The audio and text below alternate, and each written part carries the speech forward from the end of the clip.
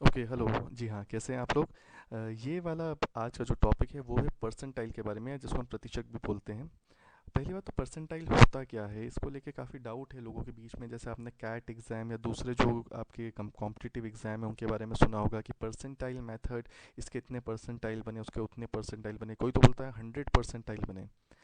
तो जब ये वर्ड आता है 100 परसेंटाइल, 100 परसेंटाइल का मतलब ये नहीं है कि 100 में से 100 पूरे मार्क्स आ गए।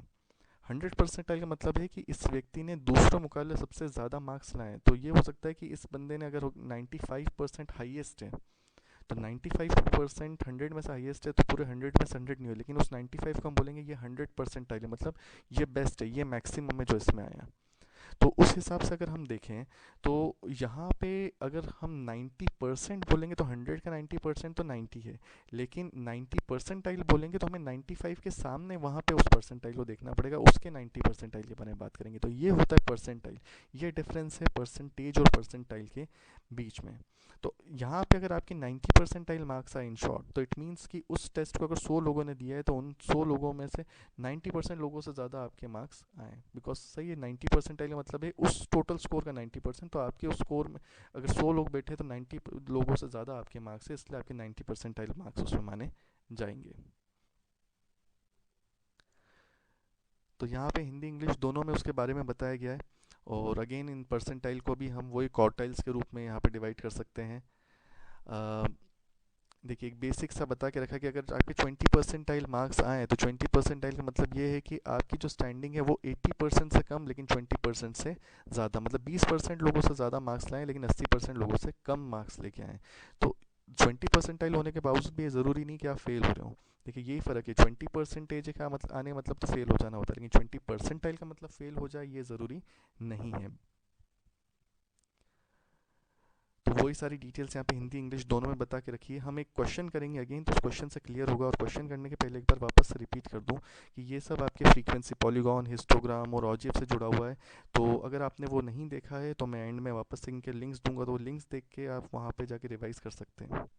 और ये जो अब एक क्वेश्चन देख लेते हैं, क्वेश्चन से ये बात क्लियर हो जाएगी यहाँ पे क्या बता के रखा है। अब परसेंटाइल कर्व के बारे में हम बात करते हैं। तो परसेंटाइल कर्व के अंदर देखिए, आपको सबसे पहले तो यहाँ पे बताया गया क्वेश्चन में कि आपको 700 स्टूडेंट्स का डेटा दे के रखा है, जिनके मार्क्स अलग अलग ब्रैकेट्स में 0 से 9, 10 से 19, 20 से 29। देखिए, आपको साफ दिखाई दे रहा है सीरीज़ बिल्कुल यहाँ पे कंटिन्यूस नहीं हो पा रही, इनको अभी करना पड़ेगा, हमें जोड़ना पड़ेगा बिल्कुल। और यहाँ पे क्वेश्चन में हमें फाइंड आउट क्या करना है कि 20th परसेंटाइल पे कितने मार्क्स हैं, और 65 मार्क्स का मतलब कितने परसेंटाइल है। हमें दोनों चीज़ें, दो टाइप से क्वेश्चन में फाइंड आउट करना है।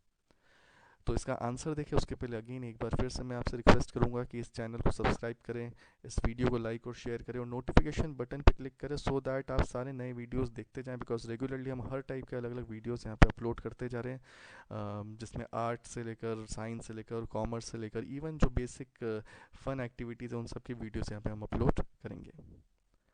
तो आइए अब हम क्वेश्चन में देखते हैं। सबसे पहले हमने क्या किया है, सबसे पहले तो यहाँ पे बता रहा है कि जो हमारी नॉर्मल फ्रीक्वेंसीज जो हैं उनको हम क्या करेंगे, उन नॉर्मल फ्रीक्वेंसीज को हम चेंज कर लेंगे क्यूमुलेटिव फ्रीक्वेंसी में। और यहाँ पे देखिए, हमने सीरीज़ को भी चेंज कर दी ताकि ये कंटिन्यूस चले। तो 9.5 0 से 9 था और 10 से 20 था, तो हमने क्या किया, हमने 9.5 कर लिया ताकि वो जो 9 और 10 का डिफरेंस है वो ख़त्म हो जाए।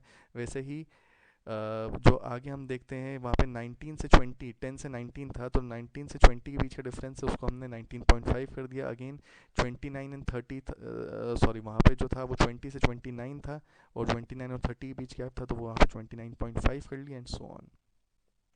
क्यूमुलेटिव फ्रीक्वेंसी हमने पहले देख ही लिया है, 9। 9 में हमने और प्लस किया, नेक्स्ट वाला तो मिल गया 51।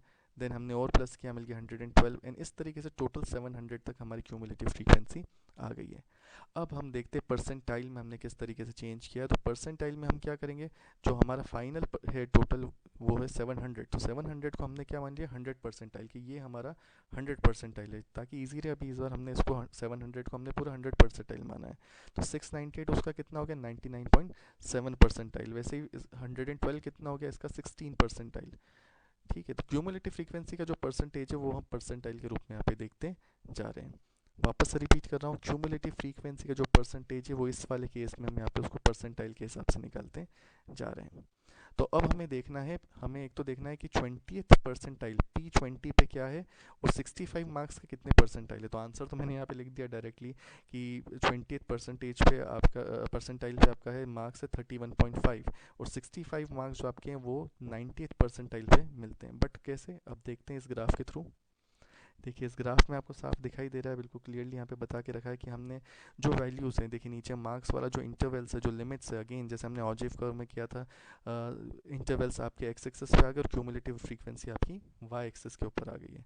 तो अगेन हमने उसको उसी हिसाब से प्लॉट करना चालू किया और ये हमें यहाँ पे आपका टोटली परसेंटाइल कर्व मिल गया। इसको हम बोलते हैं परसेंटाइल या कर्व या परसेंटेज कर्व फिर से बोला जाता है। बस अब इसमें करना क्या है, अब आपको यहाँ पे देखना है कि 20th परसेंटाइल, देखिए हमने यहाँ पे देखा था परसेंटाइल को हमने क्यूमुलेटिव फ्रीक्वेंसी के परसेंटेज के रूप में देखा है यहाँ पे, तो वो क्या हो गया P20 हो गया आपका या 20। तो उसको अगर हम इस लाइन के सामने देखेंगे तो हमें कितने मार्क्स के हिसाब से मिल रहा है 31.5।